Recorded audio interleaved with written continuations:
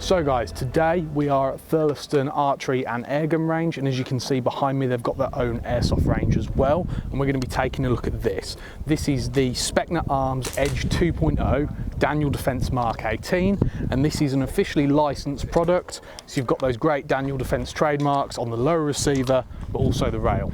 Now, with the Edge series, you tend to get a tight bore barrel, good internals, and a MOSFET included. Now, the MOSFET is the Gate Aster, which is a lower tier MOSFET, but it's still nice it's included. The Edge series tend to come in between £200 and £300 in the UK, so you get a lot of bang for buck for that sort of price range. What's also included is 2 mid-cap magazines. Now, these are the Specna Arms S-Mags, and these look really good, they fit well, and they feed consistently.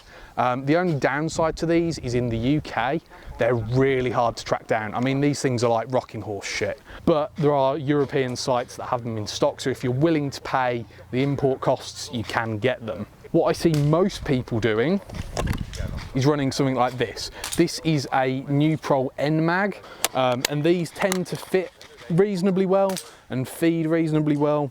For me, I've had no issues, but I do have a friend who has the exact same model gun, and he's got N-Mags as well, and they're really inconsistent with him for feeding and fit. Before we get stuck in to the range and shooting tests, I want to talk to you guys about the sponsors for this channel. First up, we've got Stitch Customz. Stitch Customz have a full web store with loads of pre-made patches ready to go, but they also offer custom work. I wanted to commission this patch. This is the Autism in Airsoft patch, so if you're a little bit neuro-spicy like me, you can rep it. If that's not your cup of tea, however, as I said, they do have loads of pre-made patches on the website, such as this Jurassic Park Airsofter patch, and as a guy that loves the films, had to get this. Incredibly awesome. Do go and check out Stitch Customz, because they are amazing at what they do, and their prices, even for custom commissions, are incredibly competitive.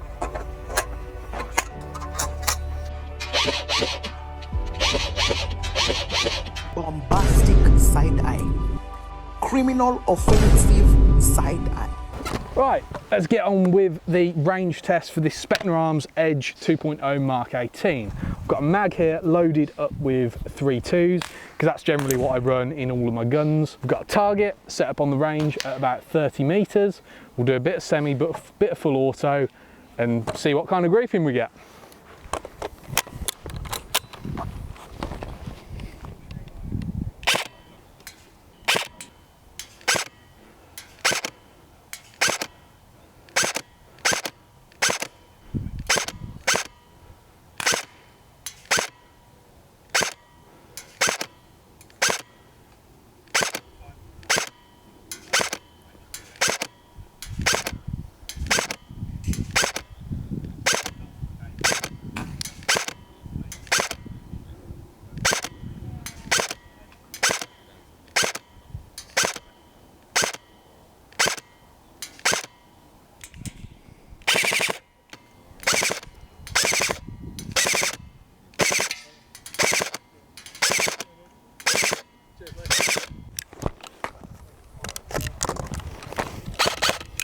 So that is weapon clear and on safe.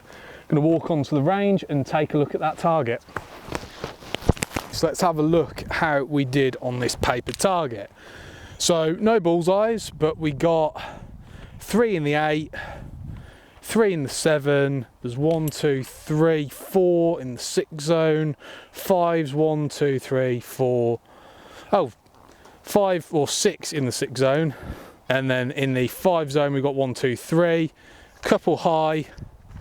But I mean, for a human-sized target at 30 meters, it's not the best grouping in the world. The wind picked up while I was doing that test.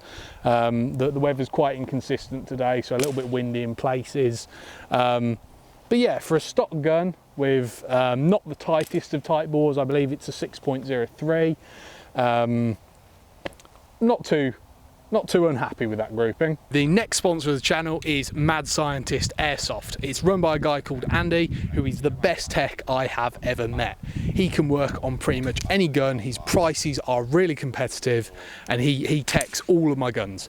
He's incredible. Go check out his work on Instagram, link down in the description. We've just done our range test, but that only tells us so much. Best way to get to know a gun, the best way to see how effective you are and to discover your shortcomings is to do drills. So we're going to take this Mk18, load it up with 3.2s, and we'll run some drills. So just before we go out on the range, I just want to talk over the externals and my build with this gun. It's got a cool custom paint job. I did this in a previous video, so if you want to know how I achieved this look, go check that video out. But the gun is completely stock, apart from a replacement hot rubber. We've got a standard M4 Block 2 crane stock, which has got plenty of space for batteries. We've got these rubberized rail covers, just so it's slightly nicer and more comfortable to grip the rail. Mock suppressor, stubby Magpul style foregrip. We've got a cheap Amazon special flip to the side magnifier, and then we've got a WE Tech EarTech 551 replica, and these are actually all right. I mean, they're about 50 quid, so they're pretty cheap. I found it's held its zero reasonably well, and the reticule is plenty bright enough for outdoor use. Not a bad purchase, but there are definitely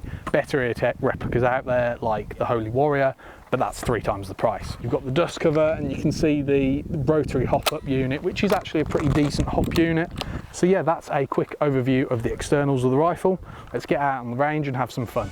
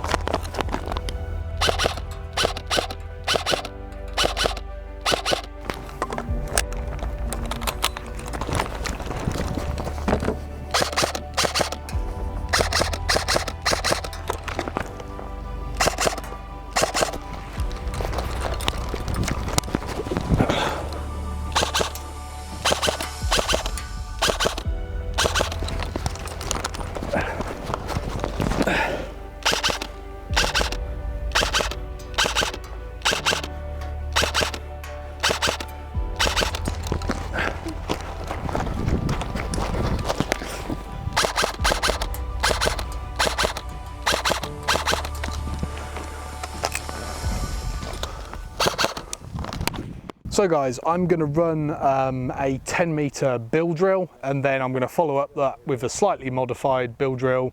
Here I am, about 10 meters. I'm going to start at low ready and engage the target. We're looking for 6 hits in the A zone.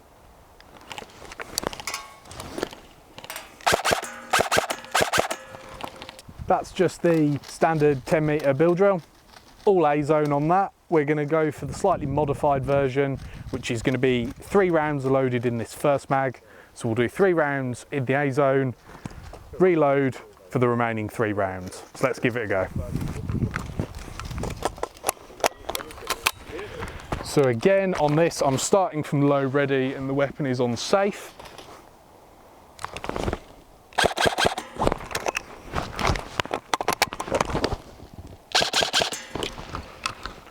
All A's, baby, all A's.